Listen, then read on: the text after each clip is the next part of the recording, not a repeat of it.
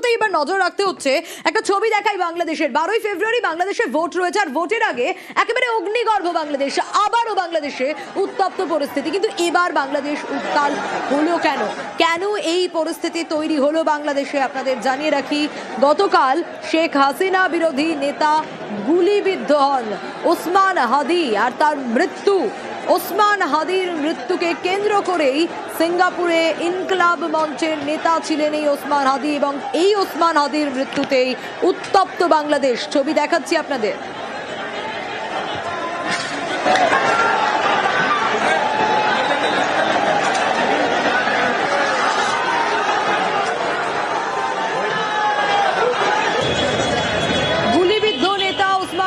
মৃত্যু সিঙ্গাপুরে ইনকলাব মঞ্চের নেতা ছিলেন ওসমান হাদি। গণবিক্ষোভে উত্তাল ঢাকা, চট্টগ্রাম, আর ওসমান হাদির মৃত্যুতে শাহবাগ স্কোয়ারে অবরোধ। শুধু তাই নয়, সংবাদ মাধ্যমের দুটি অফিসে আগুন ধরিয়ে দেওয়া হয় বলেও জানা যাচ্ছে।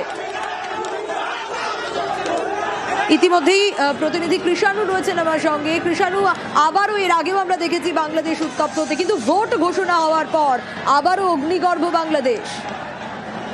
একেবারে সোনিয়া, কারণ হচ্ছে যে ওসমান হাদি ইনকলাব মঞ্চের শুধু নেতাই ছিলেন না, অত্যন্ত সরব নেতা ছিলেন, এবং ঘোষিতভাবেই তিনি শেখ হাসিনা এবং ভারত বিরোধী স্লোগান দিতেন। এবং তার মৃত্যুতে ফলে স্বাভাবিকভাবেই প্রথম আক্রোশটা নামে হচ্ছে আওয়ামী লীগের অফিসের উপরে। তার অফিস ভাঙচুর করা হয় এবং দুটি সংবাদ মাধ্যম, প্রথম আলো এবং ডেইলি স্টারের অফিসও আক্রান্ত হয়। এবং তারপরে দেখা যায় যে আরো ধানমন্ডি শেখ মুজিবুর রহমানের ধানমন্ডির বাড়িতেও ভাঙচুর হয়, এবং বিক্ষোভ এত দূরই ছড়ানোর পরে যে প্রায় কার্যত বলা যায় যে অগ্নিগর্ভ হয়ে রয়েছে বাংলাদেশ। সোনিয়া, বেশ, আমরা নজর রেখেছি ইতিমধ্যে।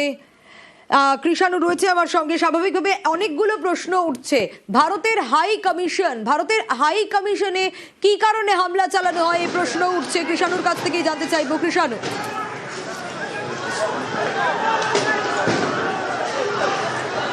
নজর রাখবো, ইতিমধ্যেই হাসিনা বিরোধী নেতা খুনের জের আর অভিযোগ উঠে আসছে ভারতে বসেই নাকি হাদি হত্যার ছক মুজিব কন্যার।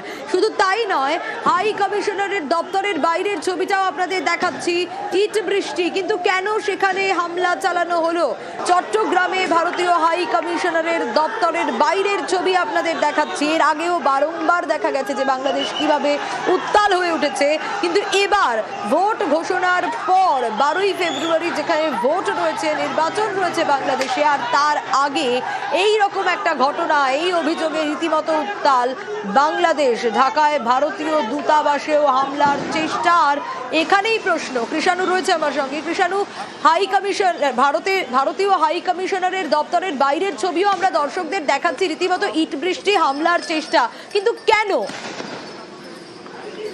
সোনিয়া, প্রথম কারণ হচ্ছে যে ওসমান হাদি ঘোষিতভাবেই ভারত বিরোধী স্লোগান দিতেন এবং ভারত বিরোধী নেতা ছিলেন।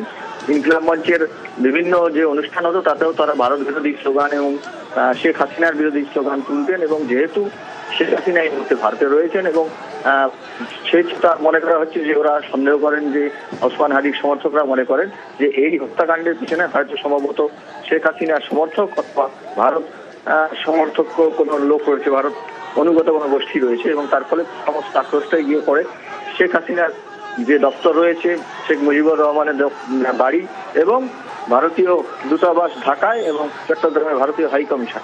এই কমিশনের বাইরে বিক্ষোভ হয় এবং ইট বৃষ্টি হয়, ব্যাপক ইট বৃষ্টি হয়।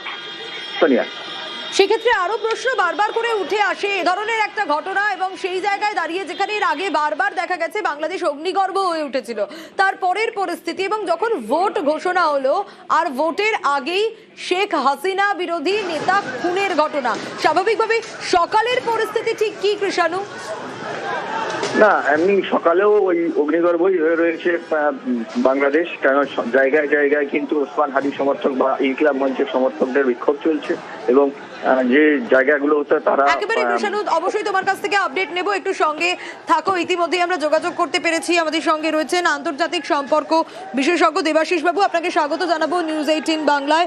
স্টুডিও থেকে সোনিয়া কথা বলছি আপনার সঙ্গে। যে পরিস্থিতি বাংলাদেশে তৈরি হলো, বাংলাদেশের এই পরিস্থিতি ভারতের জন্য এই মুহূর্তে দাঁড়িয়ে কতটা উদ্বেগজনক? ভারতের পক্ষে খুবই উদ্বেগজনক। কারণ হচ্ছে দেখুন, এই অবস্থায় আমরা যেটা দেখছি সেটা হচ্ছে বাংলাদেশে পুরো ভারত বিদ্বেষী যে শক্তি জাগরিত হয়েছে এবং তারা ভারতকে দায়ী করছে। পাশাপাশি যেটা ভারত হাই কমিশনের যে ঢাকাতে রয়েছে তা সেখানে আক্রমণ হয়েছে এবং এই অবস্থায় পরিস্থিতি এতটাই জটিল যে একদিকে ওই যারা আগস্টের জুলাই গণ আন্দোলনে যুক্ত ছিল হাসিনা বিরোধী তাদের শক্তি এবং তাদের সাথে ধর্মান্ধ শক্তি যুক্ত হয়েছে এবং পাকিস্তানের তো মদত রয়েছে। এবং এই অবস্থায় যদি ভারত খুব দ্রুত সিদ্ধান্ত না নেয় তাহলে ভারতের যে বিভিন্ন হাই কমিশন ছাড়াও বিভিন্ন ভিসা অফিসগুলো রয়েছে বাংলাদেশে তারা আক্রান্ত হতে পারে, সেখানে যারা কর্মীরা আক্রান্ত হতে পারে। এই অবস্থায় আমার মনে হয় সম্মিলিত জাতিপুঞ্জকে ইনফর্ম করা দরকার, পাশাপাশি ইন্টারন্যাশনাল যে কোর্ট অফ জাস্টিস করা দরকার। কারণ যে কোনো রাষ্ট্রদূত কিংবা কোনো দূতাবাসকে আক্রমণ করা যায় না, কিন্তু সেটা বাংলাদেশ করছে। সুতরাং ইউনিট সরকারকে কাঠগড়ায় দাঁড় করানো আমার মনে হয় গুরুত্বপূর্ণ বলে আমার মনে হয় এই মুহূর্তে। অনেক ধন্যবাদ জানাবো আপনাকে।